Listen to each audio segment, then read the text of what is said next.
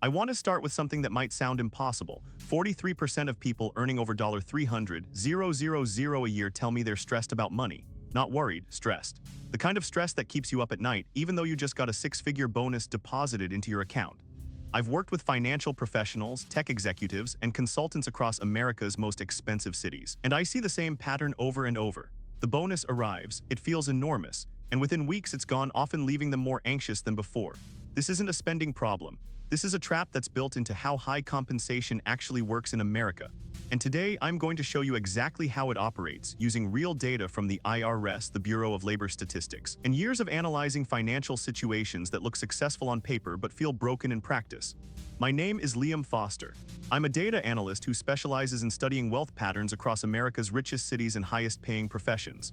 I've reviewed thousands of financial profiles, everything from tax records to spending patterns, and what I've learned completely changed how I think about money at the top income levels. Let me start with the baseline numbers because they're shocking. According to the IRS statistics of income data from 2024, the top 1% of individual earners in the United States make approximately $617,000 per year. The top 5% earn around $265,000. But here's the thing nobody talks about. Earning that much doesn't automatically mean you have that much. I reviewed a client last year, let's call him Marcus, who earned $385,000 as a senior director at a finance firm in Manhattan. On paper, he was in the top 2% of earners nationally. In practice, he couldn't explain where most of his money was going. He received a $180,000 bonus in December. By March, he was asking me why his cash reserves had actually gone down. This is the bonus trap, and it starts with something most people fundamentally misunderstand. What happens to that money the moment it hits your account? Let's talk about taxes first because this is where the magic trick happens. When you earn a $150,000 bonus as a W-2 employee, it doesn't come to you as $150,000.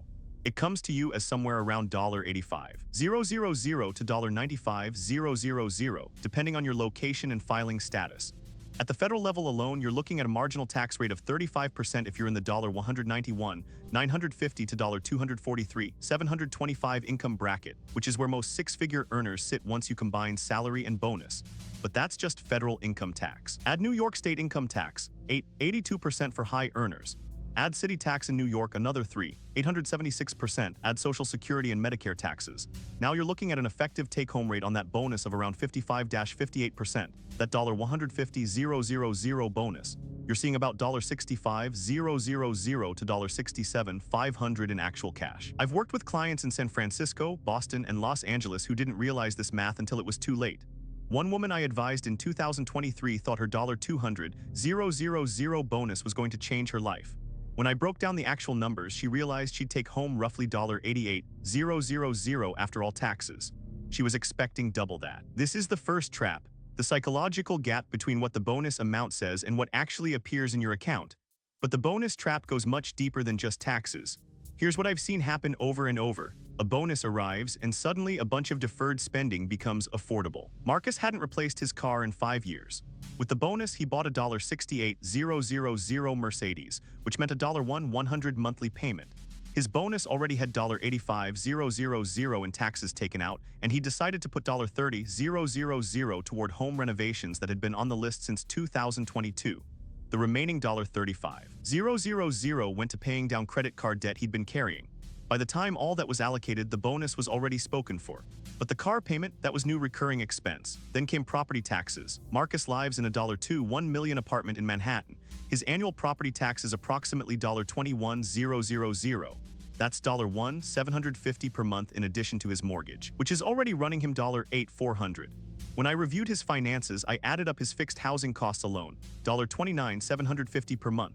That's before utilities, insurance, maintenance, or the fact that his building had just announced a special assessment of $150,000 over 5 years, another $2,500 monthly obligation. At his $385,000 salary, plus bonuses averaging $180,000 to $200,000 annually, his gross income is roughly $565,000 per year. That's roughly $47,000 per month before taxes. After taxes, he's looking at approximately $28,000 to $30,000 in actual take-home pay. His housing costs alone are consuming 99% of his after-tax income. Everything else, food, insurance, transportation, healthcare, childcare, is either coming from the bonus or from debt. This is the bonus trap in its full form, and when I looked at the data across America's most expensive cities, I found this wasn't unusual. It was almost universal. Let me break down the geographic component because location dramatically intensifies this trap. According to BLS occupational wage data from 2024, a senior manager in the financial services industry earns a median of $187,200 annually in the United States overall. But in New York City, that same position pays approximately $295,000 due to cost of living adjustments. In San Francisco, it's around $318,000. In Boston, around $267,000. Here's the problem: the cost of living in these cities doesn't scale proportionally. A 3-bedroom apartment that costs $1,200 per month in Austin, Texas costs $4,500 in San Francisco and $5,200 in Manhattan. I analyzed clients across different cities with comparable salaries, and here's what I found. A software engineer earning $340,000 in San Francisco, which is right around the 90th percentile for that role in that market, was spending 67% of his after-tax income on housing. The same engineer earning $280,000 in Austin, a much higher percentile in that market, was spending only 28% on housing. The San Francisco engineer felt poor. The Austin engineer felt rich. The salary difference was only $60,000, but the felt difference in financial security was enormous. When I reviewed the Austin engineer's numbers more carefully, I realized something. His bonus trap was actually less intense because his housing costs left him breathing room. When a $120,000 bonus arrived, he could actually direct that money towards savings and investments instead of just keeping his head above water. The San Francisco engineer's bonus disappeared entirely into maintaining a lifestyle that felt normal in her peer group, but was actually financially unsustainable. This brings me to the wealth percentile data, which reveals something even more troubling. According to Federal Reserve data from 2024, the top 1% of household net worth in the United States stands at approximately $11.6 million. The top 5% is around $3.1 million. The top 10% is approximately $1.5 million. Now, here's what shocked me when I started cross-referencing this with income data. Many of the highest income earners I work with are nowhere near these wealth thresholds. I had a client, a physician earning $520,000 annually in a major metropolitan area, whose net worth was only $1.2 million at age 48. He was in the top 1% of income earners, but only in the top 15% of wealth holders. How is that possible? Because income isn't the same as wealth. Income is what you earn per year. Wealth is what you've accumulated and retained. For most high-income earners, the bonus trap prevents wealth accumulation. The bonus arrives. It gets consumed by lifestyle, taxes, debt service, and the costs associated with living in expensive cities. Very little of it actually converts into investments or assets. I've seen this pattern across every high-paying profession I've analyzed. Partners at law firms earning $700,000 plus. Executives at tech companies earning $450,000 plus. Specialists in medicine earning $600,000 plus. They're all caught in the same trap: high income but constrained actual cash flow once you account for where they live and what that lifestyle requires. Last year, I helped a client construct what I call a true cash flow analysis. Instead of looking at gross income, we mapped every single dollar: gross income, taxes, federal, state, local, FICA, fixed housing costs, insurance, debt service, childcare, transportation, utilities, food, and discretionary spending. For high earners in expensive cities, the results were genuinely depressing.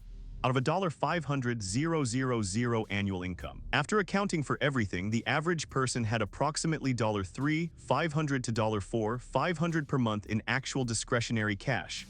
Not investing capacity, not bonus potential, just actual spending flexibility. If an unexpected $12,000 car repair came up, or if there was a medical procedure not covered by insurance, or if the bonus was lower than expected, they were immediately stressed and often taking on debt to cover it. The bonus trap, I've come to realize, isn't really about the bonus itself. It's about the fact that high-income earners in expensive cities are living right at the edge of their capacity, and they don't actually know it. They think the bonus is going to change things. Instead, the bonus gets absorbed into the existing structure and leaves them exactly where they started. So how do you break this trap? What I tell my clients is this: you have to reverse engineer your actual financial situation. Start with your after-tax income, not your gross, your actual take-home. Then subtract every fixed obligation: housing, insurance, debt service, childcare, taxes. What's left is your actual discretionary capacity. For most six-figure earners in expensive cities, that number is shockingly small. Once you see it, you have three choices. 1. Increase your actual earnings enough to materially change the math. That usually requires a significant promotion or a move to a higher-paying market, which comes with its own traps. 2. Reduce your fixed costs. This usually means moving to a less expensive city, which has massive lifestyle implications. The clients I've worked with who actually did this saw their financial stress drop dramatically within a year. 3. Accept that you're going to have constrained discretionary capacity and allocate your bonus strategically instead of letting it disappear into lifestyle creep. The clients